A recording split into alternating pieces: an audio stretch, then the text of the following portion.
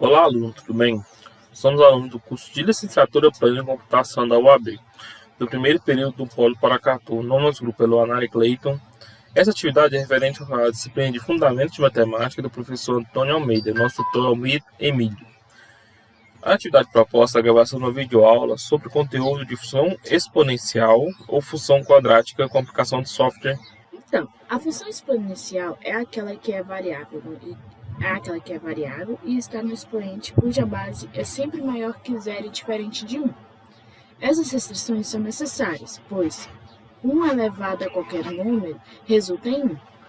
Assim, em vez de exponencial, estaríamos diante de uma função constante. Além disso, a base não pode ser negativa, nem igual a zero, pois em alguns expoentes a função não estaria definida. Por exemplo, a base igual a menos 3, o expoente igual a meio. Como no conjunto dos números reais não existe raiz quadrada de número negativo, não existiria imagem da função para esse valor.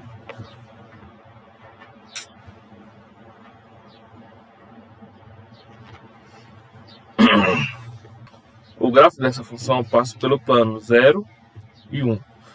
Pois o número elevado a zero é igual a 1. Além disso, a curva exponencial não toca no eixo x. Na função exponencial, a base é sempre maior que zero, portanto, a função terá sempre a imagem positiva. Assim sendo, não apresenta pontos nos quadrantes 3 ou 4, imagem negativa. Função crescente ou decrescente.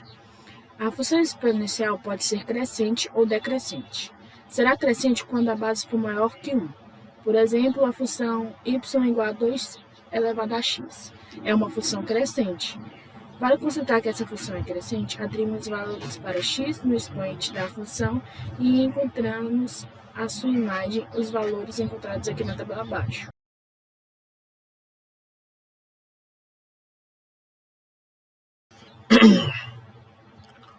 Observando a tabela, notamos que quando aumentamos o valor de x, a sua imagem também aumenta.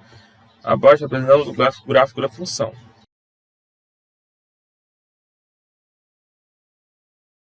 Por sua vez, as funções cujas bases são valores maiores que 0 e menores que 1 são decrescentes. Por exemplo, fx igual a meio elevado a x é uma função decrescente.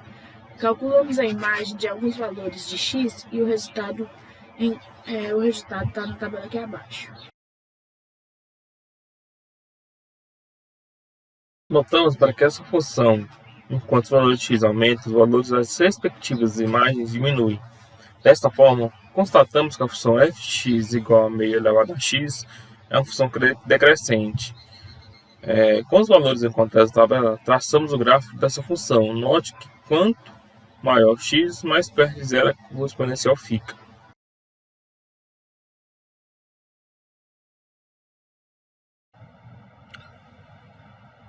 Então, como falamos, a função exponencial ela serve tanto no rumo da biologia, da matemática e da química. A seguir, vamos passar um videozinho que fala sobre o uso da função exponencial na paleontologia, que é para definir a idade de algum fóssil, algum achado.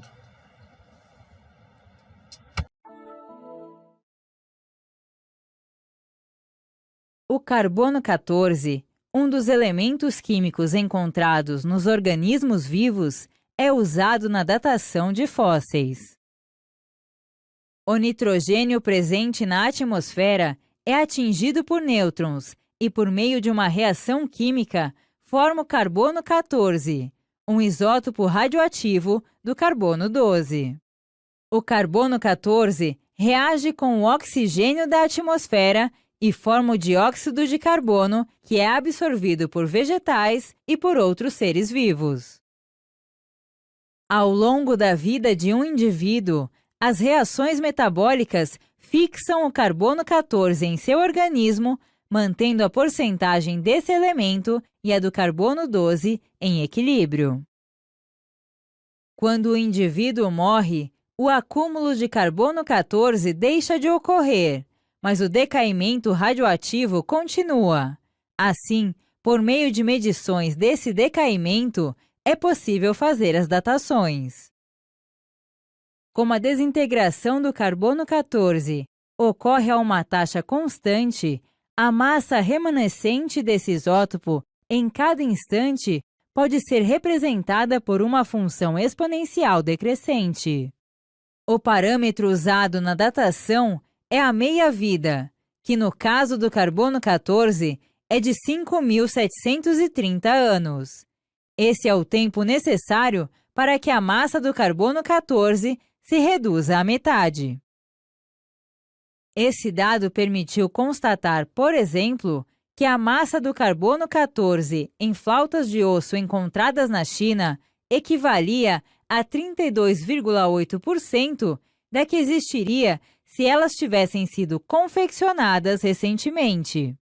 Para fazer esse cálculo, chamamos de C a massa de carbono 14 da flauta e substituímos essa informação na fórmula da função exponencial. Em seguida, atribuímos valores a t para encontrar um intervalo de 0,5 elevado a t que contenha 0,328. Assim, concluímos que as flautas foram encontradas entre 1,6 e 1,7 meia-vida do carbono 14. Como uma meia-vida do carbono 14 corresponde a 5.730 anos, a datação das flautas para o intervalo de t entre 1,6 e 1,7 fica entre 9.168 e 9.741 anos. Esse método é muito usado por arqueólogos e antropólogos para descobrir a idade de fósseis, múmias e manuscritos. Um caso que se destaca é o dos manuscritos do Mar Morto, as escrituras mais antigas já encontradas do Velho Testamento. Pelo método da datação por carbono 14, pesquisadores descobriram que o material tem cerca de 2.000 anos. Esse método não é adequado para materiais com mais de 40.000 anos, pois após o período de 7 meias-vidas, a massa do carbono 14 se reduz a praticamente zero. Também não é possível aplicar a técnica a materiais com menos de 100 anos, pois eles ainda não sofreram um decaimento de radiação suficiente para a datação. As múmias egípcias, por exemplo, podem ser datadas por esse processo por pertencerem ao período entre 4.500 a.C. e 641 d.C., dentro da faixa de datação. Vamos lá. Como falamos, a função exponencial ela expressa o crescimento ou decrescimento característico de algum fenômeno da natureza, bem como o funcionamento de usos compostos e importância da matemática financeira. O que isso quer dizer?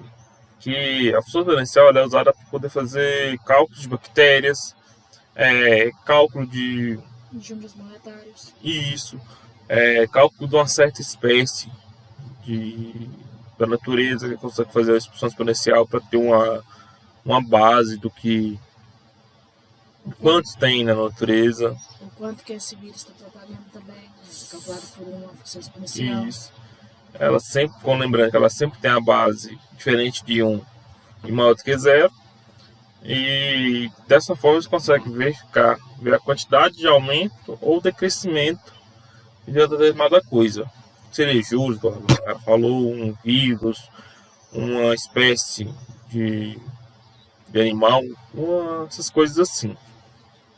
Geralmente, o crescimento de determinados seres vírus microscópicos, como bactérias, ela acontece de forma exponencialmente. E dessa forma é como o uso de funções exponenciais relacionadas ao problema da natureza. Aí temos aqui um exemplo da PUC Minas.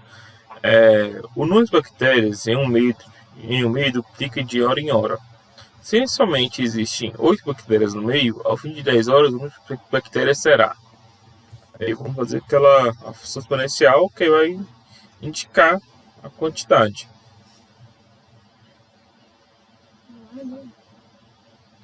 A resolução seria, no tempo t igual a 0, o número de bactérias igual a 8.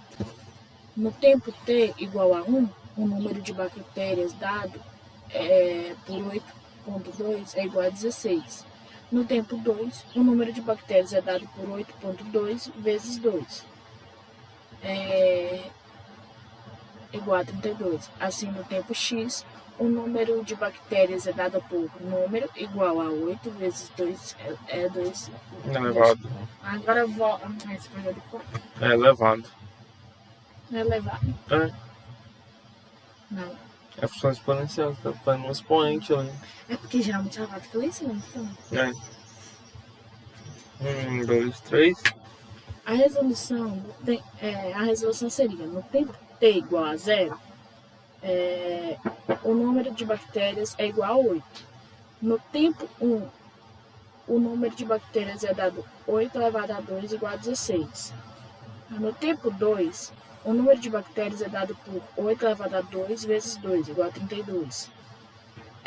Assim, no tempo t igual a x, o número de bactérias é dado por número igual a 8 elevado a 2 x. Então, galera, falamos aí um pouco sobre a função exponencial, onde que a base dela tem que ser maior do que 0 e diferente de 1, porque se a base fosse 1 ia dar sempre mais ou menos o mesmo valor, onde a sua variável está em x, que é no expoente. Explicamos também onde ela pode ser utilizada, aplicada, como na química, na biologia. E foi isso o nosso trabalho. Espero que tenham gostado.